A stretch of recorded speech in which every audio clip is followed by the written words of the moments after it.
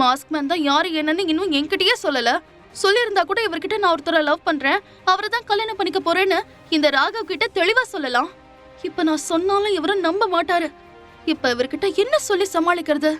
எவ்வளவோ பண்ணிட்டோம், இத பண்ண மாட்டோமா, சமாளிப்போம் என்று மனதிற்குள் நினைத்து கொண்டவள், மிஸ்டர் ராகவ், உங்க ஃபியூச்சர் பிளான பத்தி உங்களுக்கு ஏதாவது ஐடியா இருக்கா?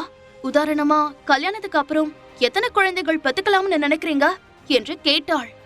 என்னடா இது, இப்பதான் லவ் ப்ரப்போஸ் பண்றோம், அதுக்குள்ள குழந்தைங்களை பத்தி பேசுறாளே, நம்மளை விட ஸ்பீடா தான் இருக்கா என்று நினைத்த ராகவ், இது வரைக்கும் எனக்கு அந்த மாதிரி எந்த ஐடியாவும் கிடையாது. ஆனா குறைஞ்சபட்சம் 1 டசன் குழந்தைகளாவது பெத்துக்கணும்னு நினைக்கிறேன் என்று கூறினான் ராகவ். ஆஹா, இதத்தானே எதிர்பார்த்தேன் என்று நினைத்த நித்யா, சாரி சார், என்னால குழந்தை பெத்துக்க முடியாது, அதுக்கான தகுதி எனக்கு இல்ல என்று கூறினாள். அவள் கூறியதை கேட்டவுடன் ராகவின் முகம் அதிர்ச்சியில் உறைந்து போனது. நிஜமாதான் சொல்றியா என்று கேட்டான். இந்த விஷயத்துல போய் யாராவது பொய் சொல்வாங்களா சார்? உண்மையதான் சொல்றேன்.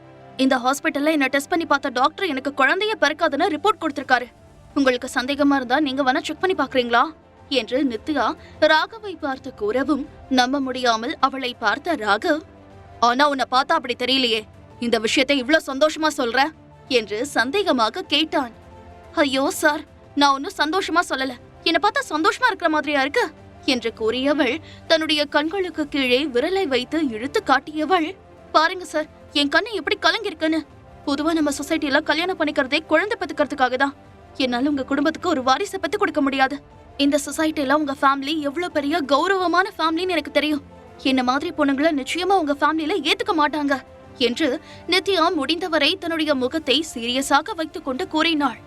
அப்படின்னா நிஜமாவே உனக்கு குழந்தை பிறக்காதா என்று ராகவ் அவநம்பிக்கையுடனும் ஏமாற்றத்துடனும் கேட்கவும், அப்பாடா, இனிமே இவரு நம்மள டிஸ்டர்ப் பண்ண மாட்டாரு, இப்பவே துண்ட காணும் துணிய காணும்னு ஓட போறாரு என்று நினைத்த நித்யா, ஆமா சார் என்று மிகவும் சோகத்துடன் கூறினாள். அவள் கூறியதை கேட்டு சிறிது நேரம் அமைதியாக இருந்த ராகவ் திடீர் என்று வாய்விட்டு சிரித்தான். நாம சொன்னதை கேட்ட உடனே தலை தெறிக்க ஓடிடுவார்னு பார்த்தா இவர் என்ன இப்படி சிரிச்சிட்டு இருக்காரு? ஒருவேளை நான் சொன்னதை நம்பலையோ என்று நித்யாவிற்கு குழப்பமாக இருந்தது. என்ன நித்யா, உனக்கு குழந்தை பிறக்காதுங்கிற விஷயத்த நீ இன்னும் எத்தனை தடவை தான் என்கிட்ட சொல்லுவ? ஏற்கனவே ஒரு தடவை என்கிட்ட சொல்லிட்ட. நான் அப்பவே ஒரு முடிவுக்கு வந்துட்டேன். எனக்கு குழந்தையே வேணாம், நீ மட்டும் போதும். என் தம்பிக்கு பிறக்க போற குழந்தையே எங்க குடும்பத்தோட வாரிசா இருக்கட்டும், அத பத்தி எனக்கு எந்த கவலையும் இல்ல. இது கூட ஒரு விதத்துல நல்லதுதான். குழந்தை பெத்துக்கணும், அதுக்கப்புறம் அதை வளர்க்கணும், இந்த மாதிரி எந்த பிரஷரும் இல்லாம லைஃப் லாங் நீயும் நானும் சந்தோஷமா இருக்கலாம் என்று ராகவ் மிகவும் உற்சாகமாக கூறினார். அடடா, கர்ப்பமா இருக்கும் போது பொண்ணுங்களுக்கு பொதுவா புத்தி கெட்டு போயிடும்னு அப்பவே மாஸ்க்மேன் சொன்னாரு. அதே மாதிரி எனக்கு இப்ப புத்தி கெட்டு போயிடுச்சு. நான் முன்னாடியே எனக்கு குழந்தை பிறக்காதுங்கிற விஷயத்த ராகவ் கிட்ட சொன்னதை மறந்து போய் திரும்பவும் அதையே சொல்லிருக்கேன். இப்ப எப்படி இவர்கிட்ட இருந்து எஸ்கேப் ஆகுறது என்று அவள் யோசித்துக் கொண்டிருக்கும் போதே அவள் கையில் இருந்த கேரியரை பார்த்த ராகவ், நித்யா, யாருக்கு சாப்பாடு எடுத்துட்டு போற? உன்னோட பெரியப்பாவுக்கா என்று கேட்டவன் அவள் கையில் இருந்த கேரியரை பிடுங்கி மூடியை திறந்து வாசனையை நுகர்ந்தவன், வாவ், சூப்பர், இந்த ஸ்மெல்ல இதை இப்பவே சாப்பிடணும் போல இருக்கு, நாளைக்கு எனக்கும் சேர்த்து லஞ்ச் எடுத்துட்டு வா என்று கூறினான். ராகவ் கூறியதை கேட்டவுடன் திகைத்து போய் திரும்பி பார்த்த நித்யா, இப்பதானே கொஞ்ச நேரத்துக்கு முன்னாடி உங்களுக்கு உடம்பு சரியில்லைன்னு சொன்னீங்க, இந்த மாதிரி சாப்பாடெல்லாம் நீங்க சாப்பிடக்கூடாது என்று கூறினாள். அதெல்லாம் எனக்கு எந்த பிரச்சனையும் கிடையாது, நீ நாளைக்கு எனக்கும் சேர்த்து லஞ்ச் எடுத்துட்டு வர, அப்படி இல்லன்னா அடுத்து நடக்க போற கார் ஷோவுக்கு நீ வர வேண்டாம் என்று கூறினான். ராகவ் கூறியதை கேட்ட நித்யா வாயை மூடிக்கொண்டு கண்கள் விரிய, எந்த பாஸாவது இப்படி எல்லாம் கண்டிஷன் போடுவாங்களா? உங்களுக்கு மட்டும் இப்படி எல்லாம் தோணுது என்று அவள் கேட்டுக்கொண்டிருக்கும் போதே அவள் இறங்க வேண்டிய ஃப்ளோர் வந்துவிட்டது. உடனே அவசரமாக ராகவிடமிருந்து கேரியரை வாங்கி கொண்ட நித்யா, சார், நான் என் பெரியப்பாவுக்கு லஞ்ச் கொடுக்கணும், நம்ம வேலையை பத்தி அப்புறம் பேசிக்கலாம், bye sir, see you later என்று சொல்லிவிட்டு அவசரமாக அந்த லிப்டில் இருந்து வெளியேற போனாள். ஆனால் ராகவ் விடவில்லை. அவசரமாக பாய்ந்து வந்து அவளுடைய கையை பிடித்து மீண்டும் லிப்டுக்குள் இழுத்து, எங்க தப்பிச்சு போகலான்னு பாக்குறியா என்று சொல்லிவிட்டு லிப்ட் கீழே இறங்குவதற்கான பட்டனை அழுத்தினான். லிப்டின் கதவு மூட போனது. உடனே தன்னுடைய முழு பலத்தையும் ஒன்று திரட்டி ராகவிடமிருந்து தன்னுடைய கைகளை விடுவித்துக் கொண்ட நித்யா வேகமாக வெளியில் ஓடி வந்தாள். உடனே ராகவ் தாவி வந்து அவளை பிடிக்க போனான். ஆனால் அதற்குள் லிப்டின் கதவு மூடிவிட்டது. அருகில் இருந்த சுவரில் அப்படியே சாய்ந்து நின்ற நித்யா, அப்பாடா என்று ஒரு ஆழ்ந்த பெருமூச்சை வெளியேற்றிவிட்டு தன்னுடைய பெரியப்பா இருந்த வார்டுக்குள் வந்தாள். குணாவின் அறைக்கு வெளியே மணிசேகர் நின்று கொண்டிருந்தார். அவரை பார்த்தவுடன் புன்னகைத்த நித்யா, அங்கிள் எப்படி இருக்கீங்க? உங்ககிட்ட இருந்து கால் வரும்னு நான் எதிர்பார்த்துட்டே இருந்தேன். நீங்க ஏன் ஒரு கால் கூட பண்ணவே இல்ல? நான் கால் பண்ணாலும் ஸ்விட்ச் ஆஃப்னே வந்துச்சு. போனை ஸ்விட்ச் ஆஃப் பண்ணி வச்சிட்டீங்களா அங்கிள் என்று நித்யா கேட்டாள். ஆமா நித்யா, அந்த மாஸ்க் போட்ட தம்பி கொஞ்ச நாளைக்கு என் போனை ஸ்விட்ச் ஆஃப் பண்ணி வைக்க சொல்லுச்சு. அந்த அயோக்கிய ராஸ்கல் பிரகாஷ் என்ன அரெஸ்ட் பண்ண சொல்லி போலீஸ்ல கம்ப்ளைண்ட் கொடுத்துட்டான். போலீஸும் என்ன அரெஸ்ட் பண்ண வந்துட்டாங்க. நல்ல வேளை அந்த மாஸ்க் போட்ட தம்பி மட்டும் இல்லனா இந்நேரம் நான் ஜெயில கம்பி எண்ணிட்டு இருப்பேன் என்று மணிசேகர் கூறினார். நித்யா ஹாஸ்பிட்டலில் இருந்து வந்த பிறகு அங்கே என்ன நடந்தது என்பதை பற்றி அவளுக்கு எதுவுமே தெரியாது. அதை பற்றி அவள் இப்பொழுது மணிசேகரிடம் விசாரித்தாள். பிரகாஷ் வீட்ல இருந்து நீ அக்ஷயாவை பார்க்க ஹாஸ்பிட்டலுக்கு போன கொஞ்ச நேரத்துக்கெல்லாம் போலீஸ் என்ன அரெஸ்ட் பண்றதுக்காக அங்க வந்துட்டாங்க. நல்ல வேளை அப்ப அந்த மாஸ்க் போட்ட தம்பி தான் போலீஸ் கிட்ட பேசி என்ன அங்க இருந்து பத்திரமா ஒரு இடத்துக்கு கூட்டிட்டு போய் கொஞ்ச நாள் இங்க இருங்க, எல்லா பிரச்சனையும் சரியான உடனே நான் திரும்பி வந்து உங்களை கூட்டிட்டு போறேன். இப்ப அக்ஷயாவும் அவ வயித்துல இருக்கிற குழந்தையும் ஆபத்துல இருக்காங்க. அவங்களுக்கு ஏதாவது ஒண்ணு ஆச்சுன்னா இது கொலை கேஸ் ஆயிடும். நீங்க எதை பத்தியும் கவலைப்பட வேண்டாம், எல்லாத்தையும் நான் பாத்துக்கிறேன் அப்படின்னு எனக்கு தைரியம் சொல்லி அங்க தங்க வச்சுது. அங்க என்னை எல்லாரும் ரொம்ப நல்லா பாத்துக்கிட்டாங்க. அதுக்கப்புறம் அந்த தம்பி தான் பிளட் பேங்க் மூலமா அக்ஷயாவுக்கு தன்னோட ரத்தத்தை கொடுத்துச்சு. அதனால அக்ஷயாவும் அவ வயித்துல இருக்கிற குழந்தையும் உயிர் பழிச்சுக்கிட்டாங்க. அதுக்கப்புறம் தான் எனக்கு நிம்மதியா இருந்துச்சு என்று மணிசேகர் நடந்த அனைத்து விஷயங்களையும் நித்யாவிடம் கூறினார். அப்படின்னா அக்ஷயாவுக்கு ரத்தம் கொடுத்தது மாஸ்க்மேன் தானா? கடவுளே, நான் நினைச்சே பார்க்க முடியாத விஷயங்களை எல்லாம் இவர் பண்ணிட்டு இருக்காரு. என்னதான் இவர் தலையில வச்சு தாங்குறாருன்னா என் ஃபேமிலி மெம்பர்ஸையும் இவர் நல்லா கவனிச்சுக்கிறாரு. ஆனா இத பத்தி ஒரு வார்த்தை கூட இந்த மனுஷன் நம்ம கிட்ட சொல்லவே இல்லையே. நமக்காக இவ்ளோ பண்ற இவரு யாரு? எப்படி இருப்பாரு? இப்படி எந்த விஷயமுமே நமக்கு தெரிய மாட்டேங்குது என்று நித்யா யோசிக்க ஆரம்பித்தாள். அம்மாடி நித்யா, அந்த மாஸ்க் போட்ட தம்பி தங்கமான பிள்ளையா இருக்கு.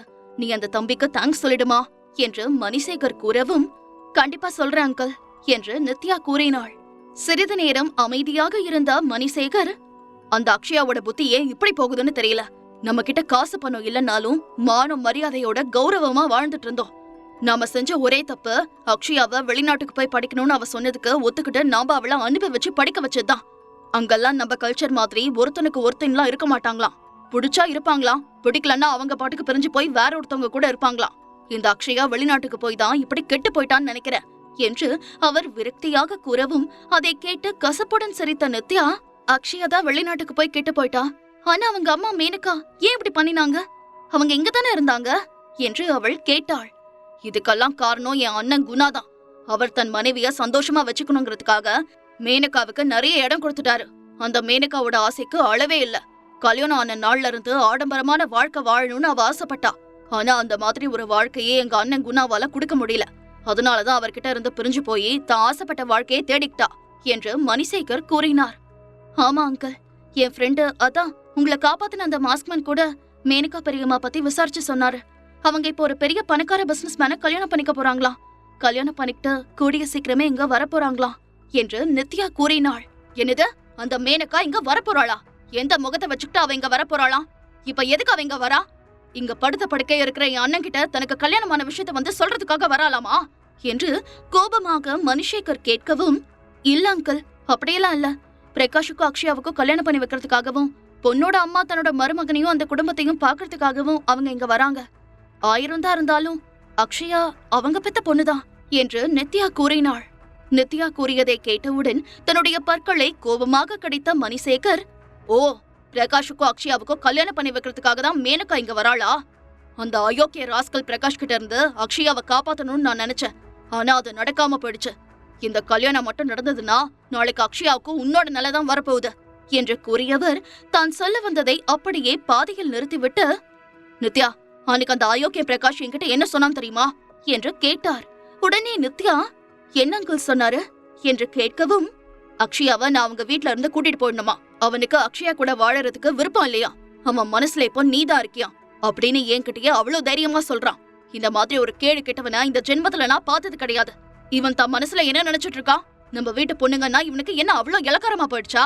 இந்த லட்சணத்துல இந்த அக்ஷயா அவன்தான் வேணும்னு வயித்துல ஒரு புள்ளையோட நிக்கிறா என்று உரத்த குரலில் கூறிய அவருக்கு ஆத்திரத்தில் மூச்சு வாங்கியது. நிசப்தமாக இருந்த அந்த இடத்தில் மணிசேகர் வேகமாக பேசவும் அவர் ஹாலை கடந்து சென்ற நர்சுகள் அவர்களையே திரும்பி திரும்பி பார்த்து கொண்டு சென்றார்கள். உடனே நித்யா சுற்றும் முற்றும் பார்த்துவிட்டு, அங்கிள் ப்ளீஸ், இது ஹாஸ்பிட்டல், இங்க இந்த மாதிரி சத்தம் போட்டு பேசக்கூடாது, கொஞ்சம் பொறுமையா பேசுங்க என்று கூறினாள். நித்யா கூறியதை கேட்டவுடன் தன்னை நிதானப்படுத்திக் கொண்ட மணிசேகர், சாரிமா, நான் கொஞ்சம் எமோஷனல் ஆயிட்டேன்.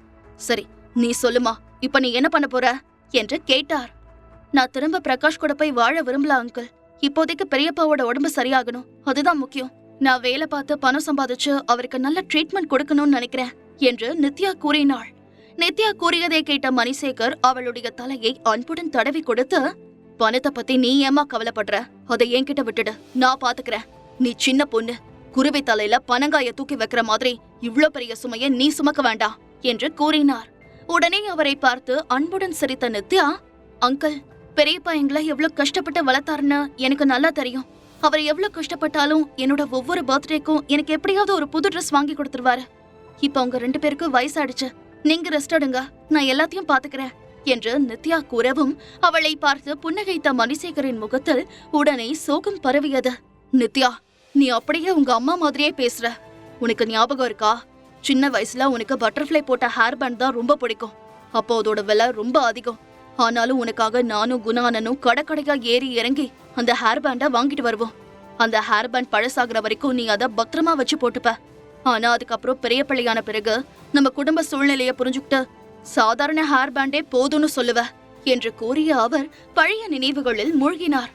அவர் கூறியதை கேட்டவுடனே நித்யாவும் கண்ணாடி சுவர் வழியை பார்ப்பது போல தன்னுடைய சிறுவயது நினைவுகளை பற்றி யோசித்துக் கொண்டிருந்தாள். சிறிது நேரம் கழித்து, என்ன நித்யா, நான் சொல்றது உன் காதுல விழுதா என்று மணிசேகர் அவளை நிகழ்காலத்திற்கு இழுத்து கொண்டு வந்தார். நீ +2ல நல்ல மார்க் எடுத்து பாஸ் பண்ணிருந்த. உனக்கு பெரிய காலேஜ்ல படிக்கிறதுக்கு சீட் கிடைச்சது. ஆனா அக்ஷயா வெளிநாடு போகணும்னு ஆசைப்பட்டதுனால உன்னோட ஆசை கனவு எல்லாத்தையும் மூட்டை கட்டி வச்சுட்டு நீ வேலைக்கு போக ஆரம்பிச்சிட்ட. அவளுக்காக நீ உன் வாழ்க்கையையும் படிப்பையும் தியாகம் பண்ணின. ஆனா இப்ப அவ உன்னோட வாழ்க்கைய உன்கிட்ட இருந்து பறிச்சுக்கிட்டா. இப்பவும் ஒன்னும் கெட்டு போகல. நீ இப்ப நினைச்சா கூட திரும்பவும் காலேஜுக்கு போய் படிக்கலாம். நீ செலவு பத்தி எல்லாம் கவலைப்படாத. நான் கஷ்டப்பட்டு உன்னை படிக்க வைக்கிறேன். நீ திரும்பவும் காலேஜுக்கு போ. பொண்ணுங்களுக்கு படிப்பு தான் பெரிய சொத்து. எங்களுக்கு அப்புறம் அந்த படிப்பு உனக்கு கை கொடுக்கும் என்று மணிசேகர் கூறினார். என்ன இது, இவர் திடீர்னு என்ன காலேஜுக்கு போய் படின்னு சொல்றாரு? நாம இப்ப கன்சீவா இருக்கிற விஷயத்த சொல்லிடலாமா? சொன்னா இவர் அதை எப்படி எடுத்துப்பாரு என்று நித்யா யோசிக்க ஆரம்பித்தாள். முழு கதையையும் கேட்டு மகிழ பாக்கெட் FM ஆப்பை டவுன்லோட் செய்யுங்கள். லிங்க் டிஸ்கிரிப்ஷனில் கொடுக்கப்பட்டுள்ளது.